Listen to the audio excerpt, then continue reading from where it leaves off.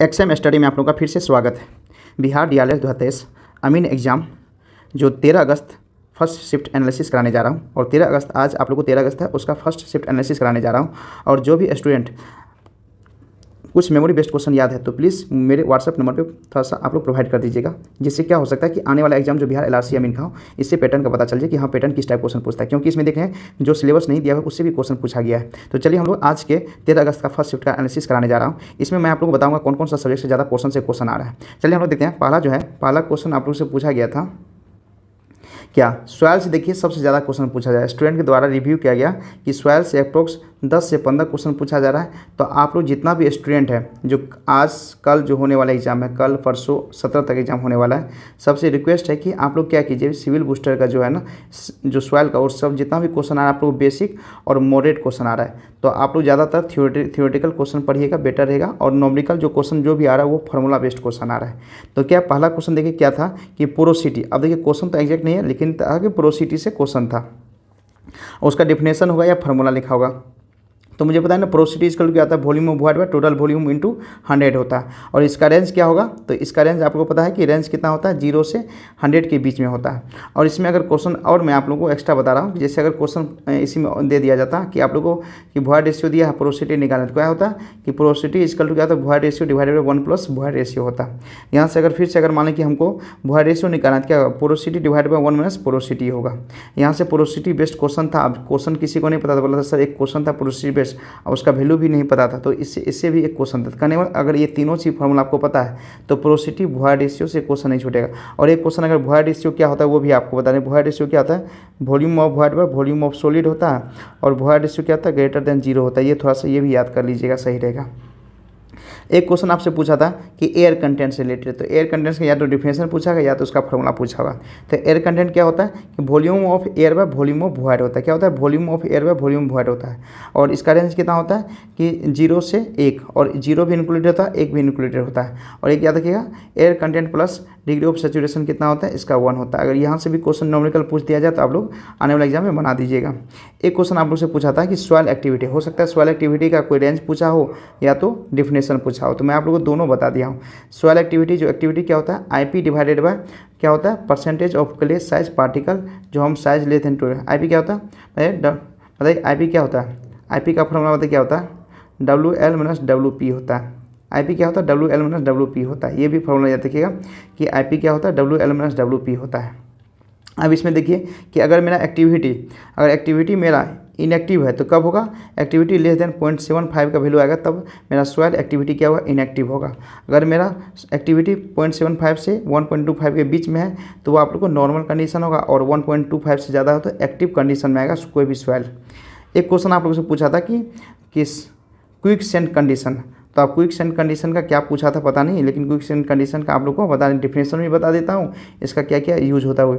क्या याद रखिए क्विक सेंट कंडीशन क्या होता है, इन केस ऑफ अपवर्ड, याद जब भी अपवर्ड सीपेज फ्लो होता है तभी हम लोग को क्विक सेंट कंडीशन देखने को मिलता है।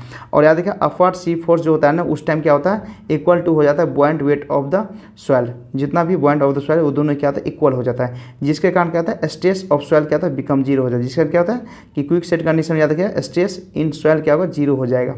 याद रखिए एक भी याद रखिए क्विक सेंट कंडीशन क्या होता है अगर सिर्फ सैंड के किस में होता है, सिर्फ सैंड में होता है, जैसे आप लोग क्ले के अंदर नहीं होता क्योंकि वो कोहेसिव इन नेचर होता है। अगर इसमें अगर क्वेश्चन पूछा होगा थियोरेटिकल या नॉमिकल क्वेश्चन पूछा होगा तो ये तो थियोरेटिकल बता दिया आप लोगों को क्विक सेंट कंडीशन।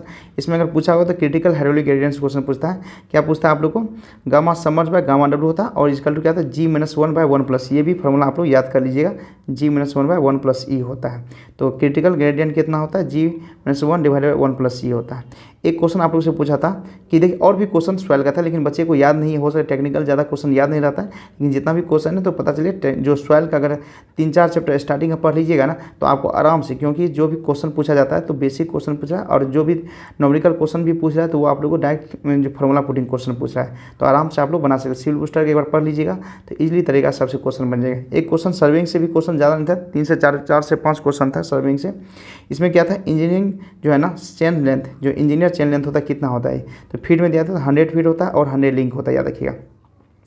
इस एग्जाम में तो पूछ दिया, हो सकता है आने वाला एग्जाम में ये इंजीनियर चेन लेंथ नहीं पूछ के कुछ दूसरा चेन लेंथ पूछ दे, तो आने वाला एग्जाम में कुछ क्या पूछ सकता है, तो मैट्रिक चेन में क्या होगा, 20 मीटर होता है 100 लिंक, एक 30 मीटर होता है 150 लिंक होता है। एक क्वेश्चन आपसे पूछा था गंटर चेन से, तो अगर मान लें आने वाले एग्जाम में तो क्या होता है, गंटर चेन याद है 66 फीट होता है 100 लिंक होता है। इसी तरह से क्वेश्चन पूछा है रेवेन्यू चेन, जिसमें क्या होता है 30 फीट होता है और आप लोग को लिंक कितना होता है 16 लिंक होता है।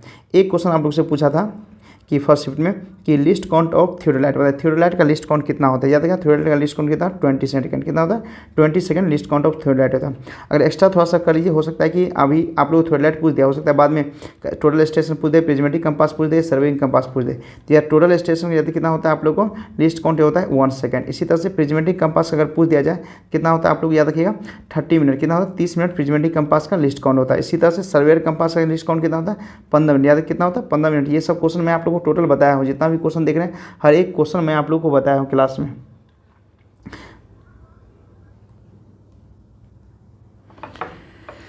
तो इतना चीज़ आप लोग याद कर लीजिए। एक आप लोग क्वेश्चन पूछा था लिस्ट काउंट, अब देखिए लिस्ट काउंट का क्या क्वेश्चन था पता नहीं, लेकिन लिस्ट क्वेश्चन था list count of vernier scale कितना होता है, तो याद है S/N होता है और इक्वल टू क्या होता है V-S होता है। इससे अगर क्वेश्चन होगा तो ये दोनों में से जो भी ऑप्शन होगा।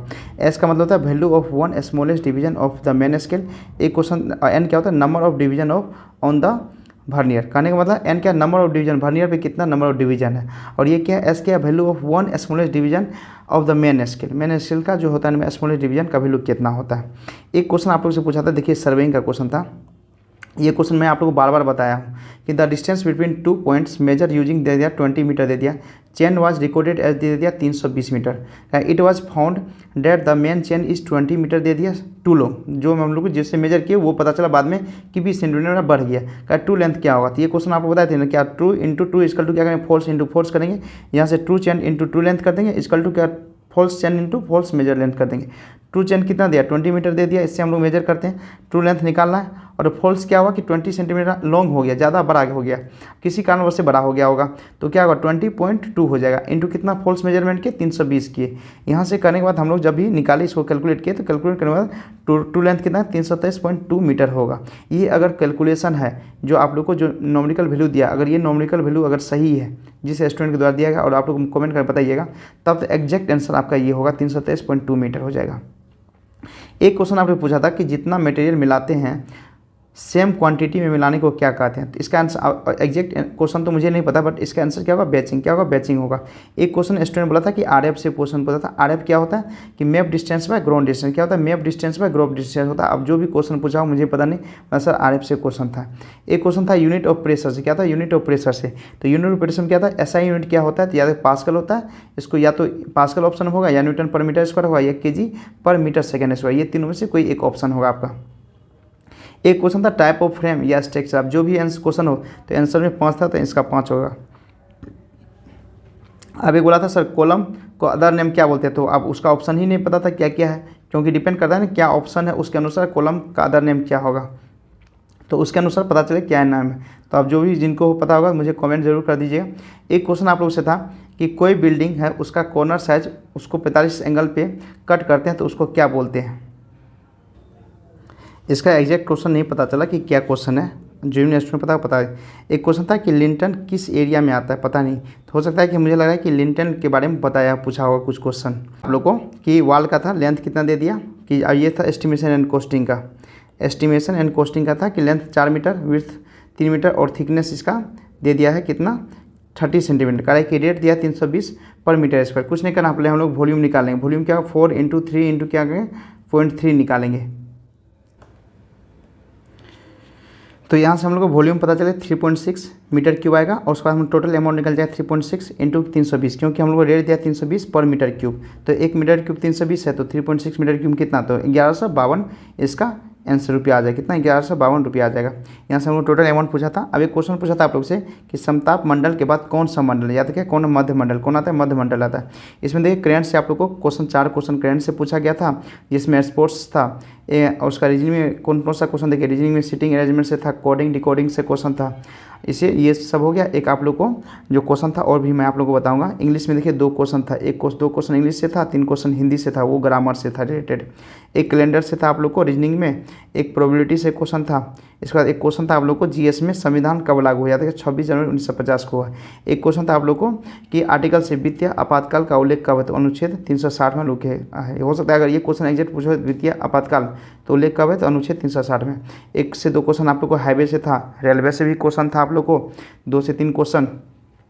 इसके साथ साथ एक क्वेश्चन आप लोग को क्या था, यही क्वेश्चन मैं आप लोग बताया था कि इसमें गामा डी कैसे निकालेंगे। एक क्वेश्चन था आप लोगों की, बताइए, एक क्वेश्चन था कि पोरोसिटी एन मेरा 50% दे दिया है और इसको क्या 0.5 आ जाएगा और जी मेरा दे दिया 2.65, तो हम लोग भॉइड रेशियो आप लोग पोरोसिटी दे भॉइड रेशियो निकल जाएगा, क्या होगा 0.5 डिवाइडेड बाई 1 माइनस 0.5 आ जाएगा, क्योंकि n divided by 1 minus n होता है, तो कितना आ जाएगा, ई का वैल्यू 1 आ जाएगा यहाँ से, और ई 1 आ गया तो यहाँ से गामा डी क्या होगा, जी कितना 2.65, मान लो गामा डी कितना, हम लोग गामा डी निकाल देंगे कि जो 1 ले लिए तो 1 प्लस ई कितना आ जाएगा 1, तो 2.65 डिवाइडेड बाई 2 आ जाएगा। तो ये से अगर निकालिएगा यहाँ, तो हम क्या यूनिट वेट जो है ना गामा डब्ल्यू क्या किए 1 लिए, यहाँ से हम लोग उसके अनुसार निकल जाएगा 1.3 कुछ ऐसे ही अप्रोक्स आएगा गामा डी, जो भी आंसर हो उसके अनुसार। इतना क्वेश्चन था आप लोग को। अब देखिए कि इसके बाद मैं आप लोग को बताने जा रहा हूँ, एक क्वेश्चन आप लोगों से था कि quantity of heat required to the raise the temperature of 1 gram of substance by 1 Celsius degree, इसको क्या बोलते हैं, तो याद इसको हम लोग क्या बोलते हैं, स्पेसिफिक हीट, क्या बोलते हैं इसको हम लोग स्पेसिफिक हीट बोलते हैं।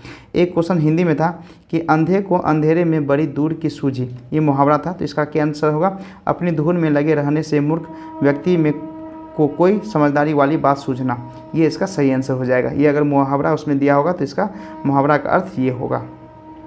अब देखिए आप लोग को देखिए कि यहाँ से कहाँ कहाँ से क्वेश्चन आ रहा है। देखिए क्वेश्चन आने का सबसे ज़्यादा क्वेश्चन है ना सॉइल से आ रहा है, सॉइल से सबसे ज़्यादा क्वेश्चन आ रहा है। उसके बाद आप लोग को देख रहे हैं कि बीएमसी से क्वेश्चन आ रहा है, लेकिन स्टूडेंट नहीं बताया बीएमसी से भी क्वेश्चन आया होगा।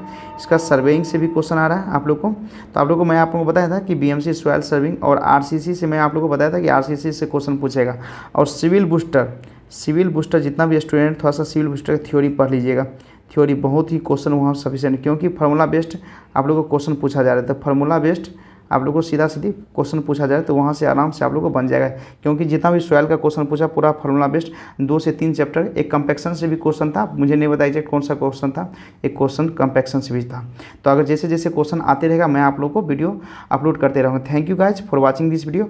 और मैं आप लोग से एक रिक्वेस्ट है कि जिन बच्चे एग्जाम दे रहे हैं, या 13 तारीख है, 13 तारीख की फर्स्ट शिफ्ट या सेकंड शिफ्ट, जितना अगर आपको एग्जैक्ट क्वेश्चन याद है, आपको ऑप्शन नहीं याद कोई दिक्कत नहीं, अगर एग्जैक्ट क्वेश्चन याद है तो मुझे व्हाट्सअप जरूर कर दीजिएगा, जिससे आने वाले एग्जाम आप ही लोग का फ्रेंड्स को थोड़ा सा बेनिफिट मिल जाएगा कि क्वेश्चन का लेवल क्या आ रहा है, उसका पैटर्न किस किस क्वेश्चन जो है ना सब्जेक्ट से ज़्यादा पोर्शन से क्वेश्चन आ रहा है। तो thank you guys for watching this video.